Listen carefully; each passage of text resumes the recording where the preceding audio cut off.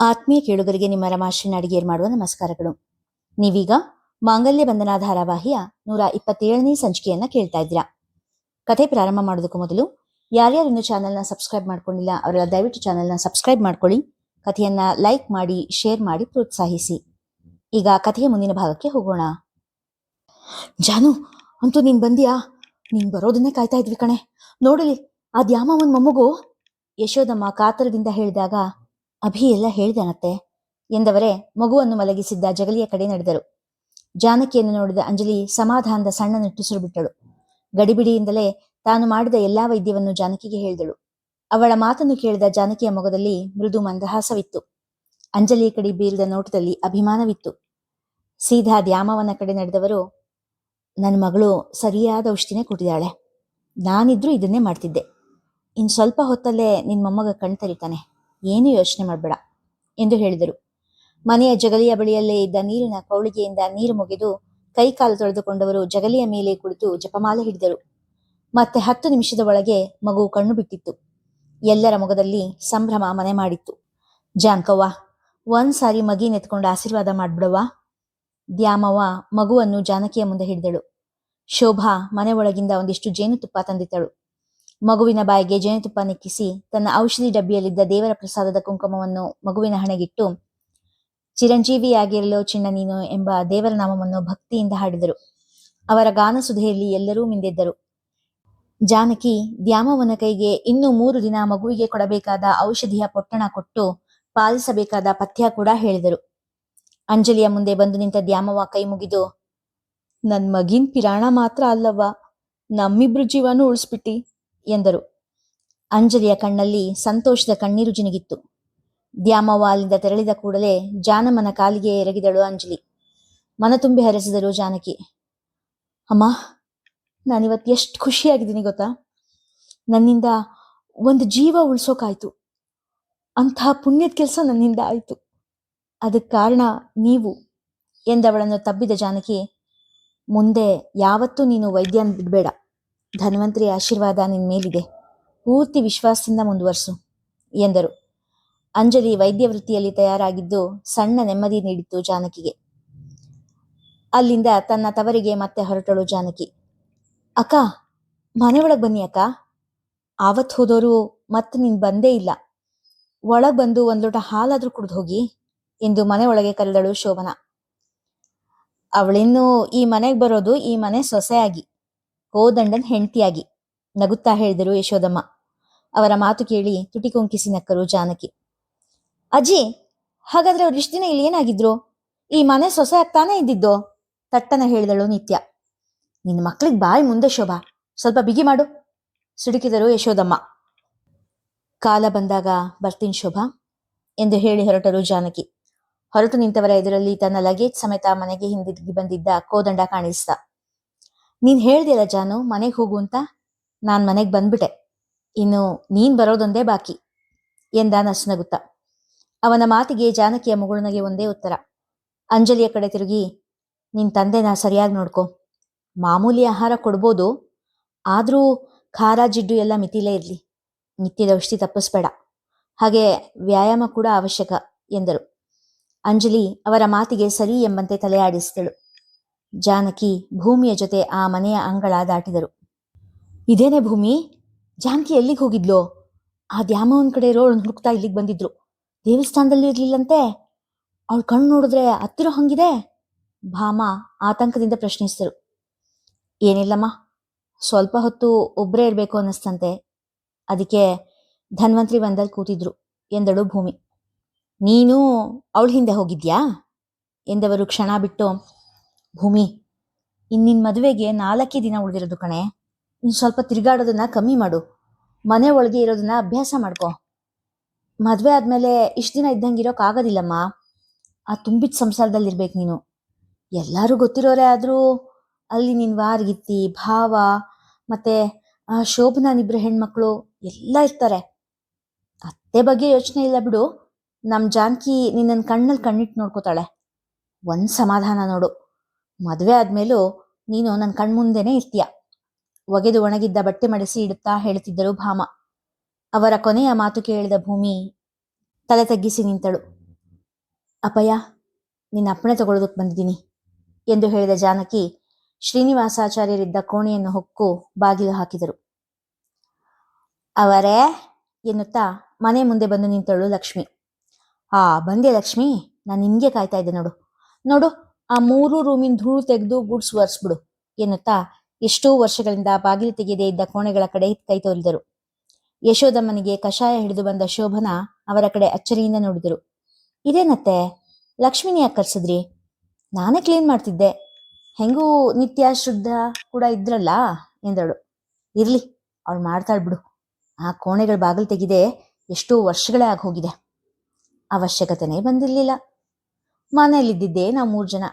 ಅಷ್ಟೆಲ್ಲ ಕೋಣೆ ಯಾಕೆ ಅಂತ ಬೀಗಾನೇ ಹಾಕ್ಸ್ಬಿಟ್ಟಿದ್ದೆ. ಅಭಿ ಬಂದಾಗ ಮೇಲಿನ ರೂಮ್ ಕ್ಲೀನ್ ಮಾಡಿಸಿದ್ಲು ಜಾನಕಿ. ಮತ್ತೆ ನೀವು ಬಂದಾಗ ನಿಮ್ಮ ಕೋಣೆ ಎಂದವರು ಕಷಾಯ ಕುಡಿಯುತ್ತಾ ಅಲ್ಲೇ ಇದ್ದ ಕಟ್ಟೆಯ ಮೇಲೆ ಕುಳಿತರು.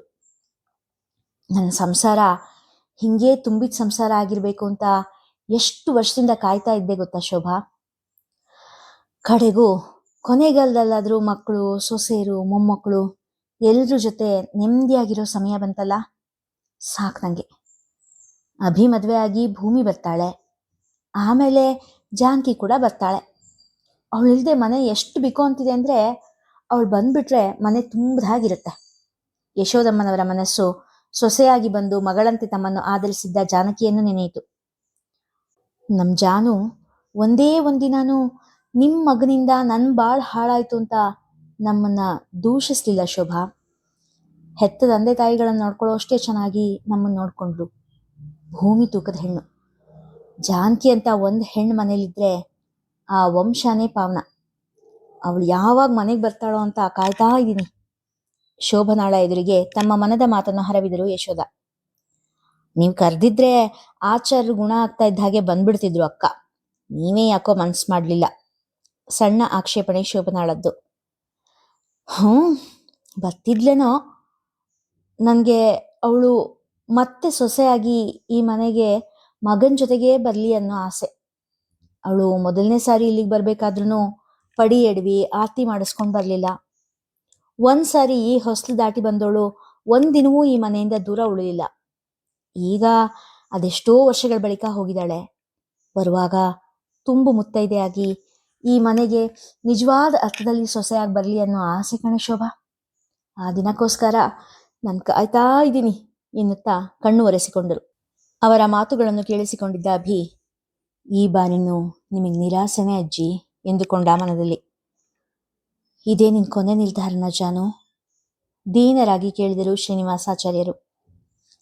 ನಿರ್ಧಾರ ಅಂತಲ್ಲ ಅಪ್ಪಯ್ಯ, ಇದು ನನ್ನ ಅಭಿಲಾಷೆ, ಮನದಾಳದ ಭಾವ ಇದು. ಇಷ್ಟಕ್ಕೂ ಮೀರಿ ನೀವು ಬೇಡ ಅಂದ್ರೆ ನಾನು ನಿಮ್ಮ ಮಾತಿನಂಗೆ ನಡ್ಕೊಳ್ತೀನಿ ಎಂದವರ ಗಂಟಲು ಉಬ್ಬಿತ್ತು. ಇಲ್ಲ ಜಾನು, ಇಲ್ಲ, ನಾನು ನಿನ್ನ ಮನಸ್ಸಿನ ಮಾತಿಗೆ ಗೌರವ ಕೊಡ್ತೀನಿ. ಜೀವನದ ಇಷ್ಟೂ ಕಾಲ ಬೇರೆಯವರ ಆಸೆ ಹಂಗೆ ಬೇರೆಯವ್ರ ಮಾತಿನಂಗೆ ನಡ್ಕೊಂಡಿದ್ಯಾ. ಇನ್ನು ಉಳಿದಿರೋ ದಿನಗಳಲ್ಲಾದರೂ ನಿನ್ನ ಮನಸ್ಸಿನಿಷ್ಟ ಹಂಗೆ ಬದುಕೋ. ನನ್ನ ಅಪ್ಪಣೆ ಇದೆ ನಿನಗೆ ಎಂದರು. ಜಾನಕಿ ಸಂತೋಷದಿಂದ ತನ್ನ ಅಪ್ಪಾಜಿಯ ಕಾಲಿಗೆ ನಮಸ್ಕಾರ ಮಾಡಿದರು. ಇನ್ನಾದರೂ ನಿನಗೆ ನೆಮ್ಮದಿ ಸಿಗ್ಲಮ್ಮ ಎಂದು ಆಶೀರ್ವಾದ ಮಾಡಿದವರು, ಮನೆಯಲ್ಲಿ ಯಾರಿಗಾದ್ರೂ ಈ ವಿಷಯ ಗೊತ್ತಾ ಎಂದಾಗ ಅಡ್ಡಡ್ಡ ತಲೆ ಆಡಿಸಿದ ಜಾನಕಿ, ನನಗೆ ಮತ್ತೆ ಮದುವೆ ಆಗಿ ಆ ಮನೆಗೆ ಹೋಗೋ ಇಚ್ಛೆ ಇಲ್ಲ ಅಂತ ತಿಳ್ಕೊಂಡಿರೋ ಅಭಿ, ನಾನು ಅವನ ಜೊತೆಲಿ ಇರ್ಲಿ ಅಂತ ಸ್ವಲ್ಪ ದೂರದಲ್ಲಿ ಮನೆ ತೋಟ ಎಲ್ಲ ತಗೊಂಡಿದ್ದಾನಂತೆ. ಅಭಿ ಭೂಮಿ ಮದುವೆ ಆದ್ಮೇಲೆ ಅಲ್ಲಿಗೆ ಹೋಗಿರೋಣ ಅಂತ ಹೇಳ್ದ. ನಾನು ಅವನ ಸಮಾಧಾನಕ್ಕೋಸ್ಕರ ಹ್ಞೂ ಅಂದಿದ್ದೀನಿ ಎಂದರು. ಸರಿ ಎಂದು ಭಾರವಾದ ನಿಟ್ಟುಸಿರು ಬಿಟ್ಟರು ಆಚಾರ್ಯರು. ಬಾಗಿಲವರೆಗೂ ಹೋದ ಜಾನಕಿ ಮತ್ತೆ ತಿರುಗಿ ನಿಂತು, ಅಪ್ಪ ಈ ವಿಷಯ ಎಂದು ಹೇಳಿ ಮಾತು ನಿಲ್ಲಿಸಿದಾಗ, ಯಾರಿಗೂ ತಿಳಿಯಲ್ಲ ಎಂದರು ಆಚಾರ್ಯರು. ಜಾನಕಿ ಕೋಣೆಯ ಬಾಗಿಲು ತೆರೆದು ಹೊರಗೆ ಹೋದ ಮೇಲೆ ಅಲ್ಲಿಯೇ ಕುಸಿದು ಕುಳಿತರು. ಮಗಳ ನಿರ್ಧಾರಕ್ಕೆ ಅವರ ಮನ ನೀರವವಾಗಿ ರೋಧಿಸಿತ್ತು. ಆದರೂ ಅದೆಷ್ಟೇ ದುಃಖವಾದರೂ ಮಗಳ ದಾರಿಗೆ ಅಡ್ಡ ಬರಲಾರೆ ಎಂದು ನಿರ್ಧರಿಸಿ ಆಗಿತ್ತು ಆಚಾರ್ಯರು. 2 ಮದುವೆ ಒಂದೇ ದಿನ ಮಾಡೋದಕ್ಕಿಂತ ಹಿಂಗ್ ಒಂದಾದ್ಮೇಲೆ ಒಂದು ಬಂದಿದ್ದೆ ಒಳ್ಳೇದಾಯ್ತು ಅಲ್ವಾ ಜಾನು? ಭಾಮ ಅವರ ಸಂಭ್ರಮ ದುಪ್ಪಟ್ಟಾಗಿತ್ತು. ಅನಿಲ ಹಾಗೂ ಅಂಜಲಿ ಮದುವೆ 4 ದಿನದ ನಂತರ ಇದ್ದರೆ ಭೂಮಿ ಅಭಿಯ ಮದುವೆ ಮುಹೂರ್ತ ಅದರ ಮರುದಿನಕ್ಕಿತ್ತು. ಒಂದ್ ರೀತಿ ಒಳ್ಳೇದಾಯ್ತು ಬಿಡು, ನೆಮ್ಮದಿಯಾಗಿ ಎರಡೂ ಮದುವೆ ಕಡೆ ಗಮನ ಕೊಡ್ಬೋದು. ಇಲ್ಲ ಅಂದಿದ್ರೆ ಗಡಿಬಿಡಿ ಇರ್ತಿತ್ತು. ಈ ಕಡೆ ಅಂಜಲಿ ಧಾರೆ ಏರಿಸ್ಕೊಳ್ತಾ ಇದ್ದ ಹಾಗೆ ಆ ಕಡೆ ಭೂಮಿ ಕನ್ಯಾದಾನ ಮಾಡ್ಬೇಕಾಗಿತ್ತು. ಈಗ ಉಸಿರಾಡಕ್ ಪುರುಸೊತ್ ಸಿಕ್ಕಂಗ ಆಗುತ್ತೆ. ಮದುವೆ ಆದ್ಮೇಲಿನ ಶಾಸ್ತ್ರಗಳನ್ನ ನಿಧಾನವಾಗಿ ಮಾಡ್ಬೋದು. ಮದುವೆ ಕೆಲಸಕ್ಕೆ ಭಾಮ ಜಾನಕಿ ಇಬ್ಬರಿಗೂ ಜೊತೆಯಾಗಿ ನಿಂತಿದ್ದ ಶಾಂತ ಹೇಳಿದರು. ಹೌದಕ್ಕ, ಎಲ್ಲಾ ಶಾಸ್ತ್ರಗಳನ್ನು ಒಂದು ಬಿಡ್ದಿರೋ ಹಾಗೆ ಮಾಡ್ಬೇಕು. ಅದಕ್ಕೆ ಬೇಕಾಗಿದ್ದೆಲ್ಲ ಬೇರೆ ಬೇರೆಯಾಗಿ ಪ್ಯಾಕ್ ಮಾಡಿ ಇಟ್ಬಿಟ್ಟಿದೀನಿ ಈಗಾಗ್ಲೇ. ಬಾ ಅಂತ ಕರೆದಾಗ ಬರೋಕೆ ಅನಿಲನ್ ಮದುವೆಯಲ್ಲಿ ಭೂಮಿ ಇರ್ತಾಳೆ, ಭೂಮಿ ಮದುವೆಯಲ್ಲಿ ಅಂಜು ಇರ್ತಾಳೆ. ಭಾಮ ಅವರ ದನಿಯಲ್ಲಿ ಅವರ ಸಂತಸ ಎಣುಕುತ್ತಿತ್ತು. ಹೌದತ್ಗೆ, ಮೊದಲು ಅಂಜಲಿನ ಸೊಸೆಯಾಗಿ ಮನೆ ತುಂಬಿಸ್ಕೊಂಡು ಆಮೇಲೆ ಭೂಮಿ ದಾರೆ ಏರ್ಕೊಟ್ಬಿಟ್ರೆ ನೀವು ಗೆದ್ದಂಗೆನೆ ಎಂದಳು ಜಾನಕಿ. ಎಲ್ಲಮ್ಮ, ಅಲ್ಲಿಗೆ ನಮ್ ಜವಾಬ್ದಾರಿ ಮುಗಿಯಲ್ಲ. ಇನ್ನು ನಾವು ನಿನ್ ಕನ್ಯಾದಾನ ಮಾಡ್ಬೇಕು, ಆವಾಗ ನಮಗ್ ನಿರಾಳ ಹೇಳಿದ ಭಾಮ ಅತ್ತಿಗೆಯ ಮಾತಿಗೆ ನಸುನಕ್ಕಳು ಜಾನಕಿ. ಅತ್ತೆ, ದನಿ ಕೇಳಿ ಮೂವರು ಹೆಂಗಳಿಯರು ಬಾಗಿಲ ಕಡೆ ನೋಡಿದರು. ಬಾಗಿಲಲ್ಲಿ ರೇಷ್ಮೆ ಸೀರೆ ಉಟ್ಟು ನಿಂತಿದ್ದ ಸಿಂಧು ಕಂಡಳು. ಅವಳನ್ನು ಕಂಡು ಶಾಂತ ತಲೆ ತಗ್ಗಿಸಿದರೆ ಭಾಮ ಅವರ ಮುಖ ಗಂಟಾಯ್ತು. ಬಾ ಸಿಂಧು, ಅಲ್ಲೇ ಯಾಕೆ ನಿಂತಿದ್ಯಾ, ಒಳಗ್ ಬಾ ಮಮತೆಯಿಂದ ಕರೆದರು ಜಾನಕಿ. ಬರಲು ತಡವರಿಸಿದಳು. ಒಂದು ಸಮಯದಲ್ಲಿ ಹಕ್ಕಿನಿಂದ ಆ ಮನೆ ಒಳಗೆ ಅಡಿ ಇಡುತ್ತಿದ್ದವಳು ಇಂದು ಒಳಗೆ ಬರಲು ಅಪ್ಪಣೆ ಕೇಳುವಂತಹ ಸ್ಥಿತಿಗೆ ಬಂದದ್ದು ಅವಳ ಕಣ್ಣಂಚನ್ನು ಹಸಿ ಮಾಡಿತ್ತು. ಅತ್ತೆ, ನನ್ ಕ್ಷಮಿಸ್ಬಿಡಿ. ಸೀದಾ ಭಾಮಾಳ ಕಾಲಿಗೆ ಎರಗಿದಳು. ನಳನಳಿಸುತ್ತಿದ್ದ ಗುಲಾಬಿಯ ಹಾಗಿದ್ದ ಸಿಂಧು ಒಡಲು ಸೇರಿದ್ದ ವಿಷದಿಂದ ನಲುಗಿ ಹೋಗಿದ್ದಳು. ಕಣ್ಣುಗಳಲ್ಲಿ ಜೀವಕಾಂತಿಯೇ ಇರಲಿಲ್ಲ. ಚಿಕ್ಕಂದಿನಿಂದ ಎತ್ತಾಡಿಸಿದ್ದ ಮಗು ಅವಳು. ಅವಳನ್ನು ಆ ಸ್ಥಿತಿಯಲ್ಲಿ ನೋಡಿ ಕರುಳಲ್ಲಿ ಕತ್ತರಿ ಆಡಿಸಿದಂತೆ ಆಗಿತ್ತು ಭಾಮ ಅವರಿಗೆ. ಹೇಳ್ ಸಿಂಧು, ಹೆಂಗಾಗ್ ಹೋಗಿದೆಯಲ್ಲೇ ಎನ್ನುತ್ತಾ ಅಪ್ಪಿದವರ ಕಣ್ಣು ಹಸಿ ಹಸಿ. ಸಿಂಧು ಮೌನವಾಗಿ ಕಣ್ಣೀರು ಮಿಡಿದಳು. ನಾನು ಆ ಮನೆಗೆ ಹೊರಟಿದ್ದೀನಿ, ಅದಕ್ಕೆ ನಿಮಗೆ ಹೇಳಿ ಹೋಗೋಣ ಅಂತ ಬಂದೆ ಎಂದಳು ಸಣ್ಣ ದನಿಯಲ್ಲಿ. ಸಿಂಧುವಿನ ದನಿ ಕೇಳಿ ಕೋಣೆಯಿಂದ ಹೊರಬಂದ ಭೂಮಿಯ ಕಡೆ ನೋಡಿ ತಲೆ ತಗ್ಗಿಸಿದಳು ಸಿಂಧು. ಭೂಮಿ ಸ್ನೇಹದಿಂದಲೇ ಸಿಂಧುವಿನ ಬಳಿ ಬಂದಳು. ಇಬ್ಬರಿಗೂ ಏನೂ ಮಾತನಾಡಲು ತೋರಲಿಲ್ಲ. ಕಣ್ಣುಗಳಲ್ಲೇ ಭೂಮಿಯ ಕ್ಷಮೆ ಬೇಡಿದಳು. ಬಾಲ್ಯದ ಗೆಳತಿಯ ನೋವು ಭೂಮಿಗೂ ನೋವು ತಂದಿತ್ತು. ಮತ್ತದೇ ನರ್ಕಕ್ಕೆ ಹೋಗ್ತೀಯೇನೆ? ಬೇಡ ಸಿಂಧು, ಇಲ್ಲೇ ಇದ್ಬಿಡು. ಅಲ್ಲಿ ಹೋದ್ರೆ ಮತ್ತದೇ ಗೋಳಿನ ಬದುಕಾಗುತ್ತೆ ಕಣೆ. ಹೊಟ್ಟೆಯ ಸಂಕಟ ತಾಳಲಾಗದೆ ಹೇಳಿದರು ಶಾಂತ. ಸ್ವರ್ಗ ನನ್ನ ಕಾಲ್ ಬುಡದಲ್ಲೇ ಇತ್ತು ಅತ್ತೆ. ನಾನೇ ಅದನ್ನ ಕಾಲಿಂದ ಒದ್ಬಿಟ್ಟೆ. ನಾನಾಗಿ ಅರಸ್ಕೊಂಡಿರೋ ಬದುಕಿದು. ಉಸಿರಿರೋವರೆಗೂ ಹೀಗೆ ಇದ್ಬಿಡ್ತೀನಿ ಎಂದವಳ ದನಿ ಪಶ್ಚಾತ್ತಾಪದಲ್ಲಿ ಅದ್ದಿ ತೆಗೆದಂತಿತ್ತು. ನನ್ನನ್ನು ಕ್ಷಮಿಸ್ಬಿಡು ಅಂತ ಕೇಳೋದಕ್ಕೂ ನಂಗೆ ಬಾಯಿಲ್ಲ ಸಿಂಧು, ಬಿಕ್ಕಿದರು ಶಾಂತ. ತಪ್ಪು ನಿಂದ ಮಾತ್ರ ಅಲ್ವಲ್ಲ ಅತ್ತೆ. ನನ್ನಲ್ಲಿ ಹೊಟ್ಟೆ ಕಿಚ್ಚಿದ್ದಕ್ಕೆ ತಾನೆ ನಾನು ನೀನ್ ಹೇಳಿದ ಮಾತನ್ನೆಲ್ಲ ಕೇಳಿದ್ದು. ಉಪ್ಪು ತಿಂದ್ಮೇಲೆ ನೀರು ಕುಡಿಲೇಬೇಕು ಎಂದವಳು ಹೊರಗಡೆ ಅನಿಲ್ನ ಗಾಡಿ ಬಂದು ನಿಂತ ಸದ್ದು ಕೇಳಿ ವಿಲವಿಲನೆ ಒದ್ದಾಡಿದಳು. ನಾನಿನ್ ಹೋಗ್ತೀನಿ ಎಂದವಳನ್ನ ತಡೆದರು ಜಾನಕಿ. ಕುಂಕುಮ ಹಚ್ಕೊಂಡು ಹೋಗಮ್ಮ ಸಿಂಧು ಎಂದು ಹೇಳಿ ಭಾಮ ಅವರಿಗೆ ಕಣ್ಣು ಸನ್ನೆ ಮಾಡಿದರು. ಭಾಮ ಸಿಂಧುವನ್ನು ದೇವರ ಮುಂದೆ ಕೂರಿಸಿ ಅರಿಶಿನ ಕುಂಕುಮ ಕೊಟ್ಟು ಅಕ್ಕಿ ಬೆಲ್ಲದಿಂದ ಅವಳ ಉಡಿ ತುಂಬಿದರು. ಅಲ್ಲಿದ್ದ ಎಲ್ಲರಿಗೂ ನಮಸ್ಕಾರ ಮಾಡಿದಳು ಸಿಂಧು. ಹಿರಿಯರು ಅವಳ ಬಾಳು ಬಂಗಾರವಾಗಲಿ ಎಂದೇ ಮನದುಂಬಿ ಹಾರೈಸಿದರು. ಅನಿಲ ಒಳಗೆ ಬರುವುದಕ್ಕೂ ಸಿಂಧು ಹೊರಡುವುದಕ್ಕೂ ಸರಿಯಾಗಿತ್ತು. ಅನಿಲ್ನ ದೃಷ್ಟಿ ಎದುರಿಸಲು ಆಗದೆ ಸಿಂಧುವಿನ ಕಣ್ಣು ನೆಲ ನೋಡಿತು.